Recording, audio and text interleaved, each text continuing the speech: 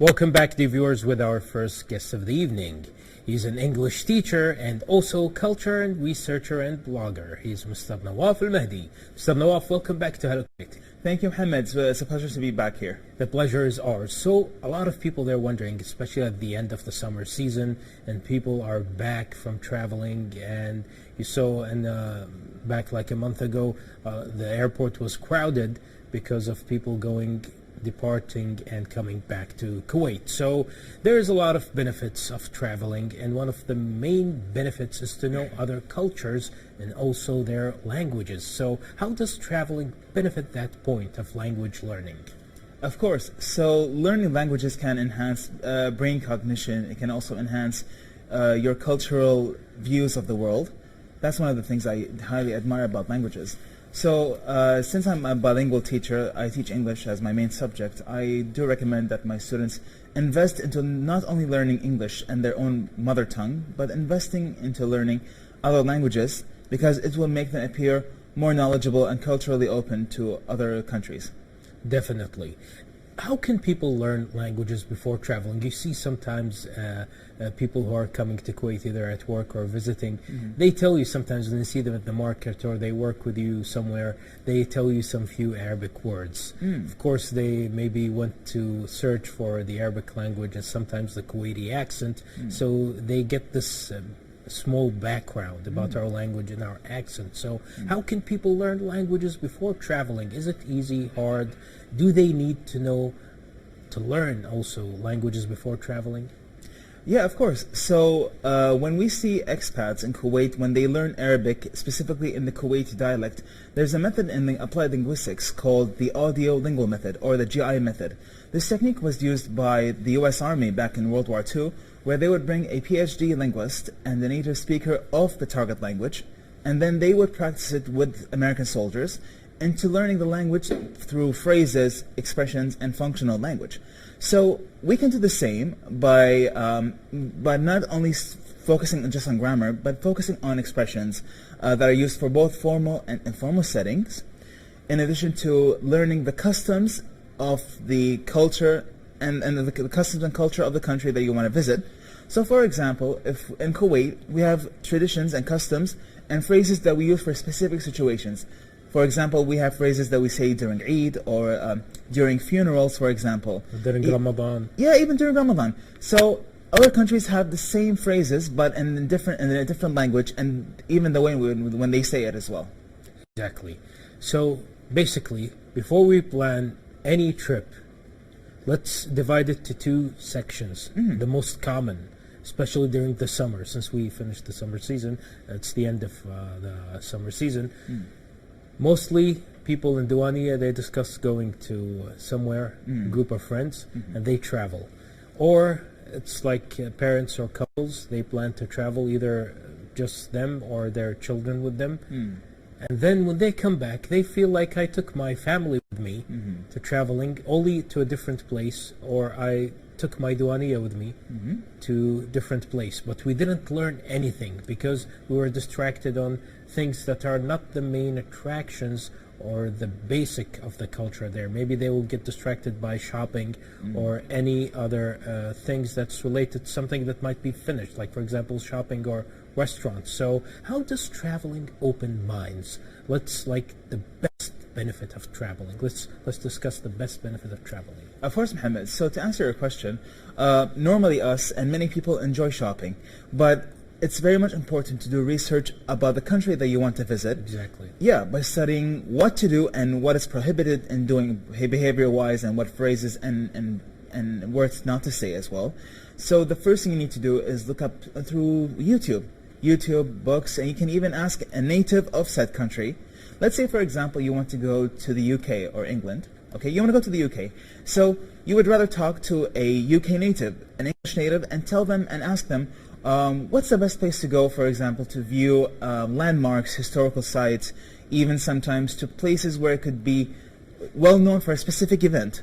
That's another example. Exactly. And I mean, sure, shopping can be fun and everything, but it's best to learn about the country's culture through studying in theory, and then through exposure by being there in person. Exactly. Excuse me. I think the reasons why a lot of our people feel discouraged to visit these touristic places is because the fear of unknown. That's natural, but the problem can be if you just stay in your comfort zone. Exactly. And also, like, there is an example of a country where you used to target, like, for example, you mentioned the UK. Is there any other examples you want to mention regarding any other countries, like, you target its language effectively? Could you be more specific, please? Yeah, about the UK. Do you have any other example other than the UK? Oh, yeah, absolutely. So let's say, for example, Eastern Europe. I visited Bosnia and Herzegovina last year. They have their own language as well, and the country is so full of culture, and the people are very nice. And contrary to popular belief, I would hear rumors like left and right, like just sometimes, oh, Bosnia is full of crime, Bosnia full of theft. It's not about that. It's about certain areas. You haven't even explored the country to assess it in the first place. Most of the people who go there and say these negative words is because they don't do their own proper research, number one. Number two, they are not careful when selecting a tour guide. And number three, they rely too much on fake news and misinformation. Exactly. You learned their language or not yet? Yeah, I used to learn French back in high school, but after graduating, I forgot. But I about still Bosnia?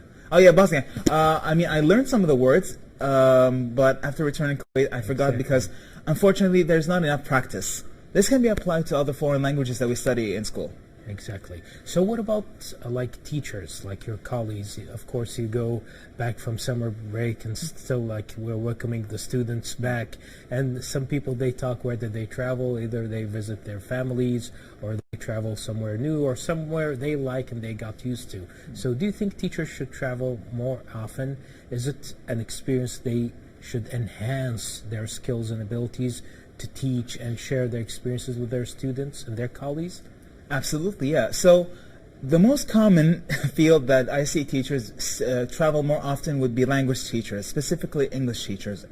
The reason why is because when you teach a language, you have to study the language's culture and customs. So since English is the second language that we learn in school, we have to also understand the customs of the English society or the American society, their ideals. But at the same time, we can pick and choose what we want to learn. At the same time, okay, let's say, for example, you want to study the Chinese language, okay? So Chinese is considered to be one of the most difficult languages after Arabic. Is it? Yeah, it is actually. So if you want to study Chinese, you have to understand how does the language integrate with the country's culture. That's how it works. You can't study language without culture. That does not work. Exactly. So you made us excited about the countries you went to. We want to know more, Nawaf, about the countries you traveled to, or your recommendation about most 3 countries you recommend for language teachers to visit. Yeah. So when talking about Western Europe, number 1, I would choose the Netherlands. It's a very lovely country. The people are very nice, and it's rich with history.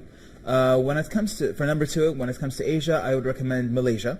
Malaysia is a very lovely country. It's primarily a Muslim country, and they're not only just rich in history, but it's also very diverse with other ethnicities within the Asian community, such as Chinese, Japanese, the Filipino communities. They're all based there, and it's great. Beautifully mixed. That's really great. Yeah. The third option I would definitely recommend Eastern Europe would be Bosnia. Bosnia is a very lovely country. I mean, a lot of my friends and their family, they even own houses there, and they recommend it as an excellent vacation spot. Definitely. So you mentioned that the Chinese language is the second hardest language after the Arabic. Will you please tell us more about it, like the hardest languages? Sure. So there are many difficult languages to study.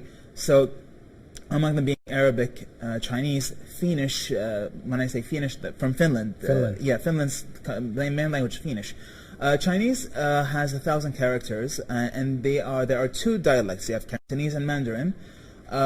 So Chinese primarily is very difficult to study because it has the same features as Arabic, meaning that the sounds and phonemes change based on intonation, which is the way how you pronounce and use your voice tone to pronounce words. But it's not difficult to study when you learn language from a very young age. Exactly. It's much more different when you learn it as an adult. This is related to something in applied linguistics called second language acquisition theory. Exactly. Yeah. So let's say, for example, you would bring a 5-year-old child, comparing them with a 27 or 30-year-old person. You would definitely see that a 5-year-old would acquire language much faster than a 30-year-old. But there are cases There are cases where a 30-year-old can also absorb language quickly due to genetics and how their brain functions, in a sense.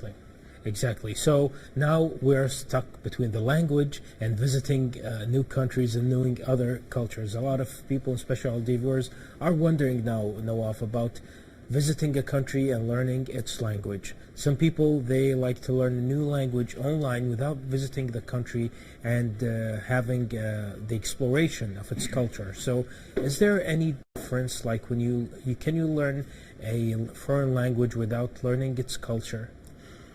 Well, that is a difficult question to answer, but like I said, it's very much important to study the country's culture alongside its language. These two cannot be separate, so they cannot be separated at all. Let's say, for example, you would want to learn Italian, the Italian language. So Italy is full of culture, and if you don't study the language, you won't understand the culture at all. This can be applied the same to the Arabic language. Now, the Arabic language and Arabic literature, it is rich with metaphors and euphemisms and different meanings for everything. So you would be surprised to see a lot of Westerners who actually invest into learning Arabic because they find Arabic poetry and literature that contains so much more meaning than Western literature. Definitely. Yeah. Definitely. What about practicing the language? If you are like, let's say some people, they immigrated or they left their mother countries and they want their children to know more about their mother language, their parents' mother language, so and they think it's an important thing. So how can people practice their language if they aren't in the same country or if they are alone? It happens sometimes to people who study abroad. Sometimes they get the culture shock and sometimes they get the culture blend, and they like used to speak, they learn to speak different language, and then when they come back they mix it with their mother language sometimes. Yeah. That is definitely expected because you would definitely see culture shock. It's a giant part of learning the target language, which is the language you want to study. Now, for example, I studied in Canada for about a year and a half, and I did get a bit of a culture shock on how Canadians behave in certain social settings. This can be applied to any language to exposed, but the best way to practice a language is talking to natives of the said country that you want to talk to. It's one of the best ways to practice language. In addition to memorizing phrases and even writing these phrases down, words and grammatical structures, and repeating them with native speakers can absolutely help as well. Other ways to learn languages can go through songs, poetry, literature in a sense. Exactly. And of course, we Arabs enjoy our own poetry and literature, but we don't pay as much attention to it as to English, if you look at the newer generation. Exactly. Because language teaching and learning has its own special form of etiquette and philosophy of teaching. It should not be rigid, but rather be more dynamic and more. It should follow certain trends with the culture and teaching methods, for example. Exactly. So we got really excited from your information, Nawaf, and we really want more also, but unfortunately we have reached the end of the interview. But before we end it, we would like an advice from you to share with our viewers, especially regarding new cultures and traveling and new languages.